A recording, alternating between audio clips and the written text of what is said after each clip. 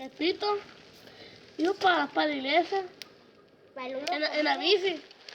Y pues no llevaba donde parquear la bicicleta porque no tenía amarrarla donde. Y luego salió el padre en acá.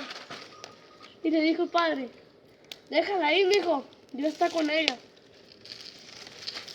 Y va entrando Pepito a la iglesia ahí. Y empezó el padre, Dios está con nosotros. Va gritando Pepito, mentira, está buscando mi bicicleta.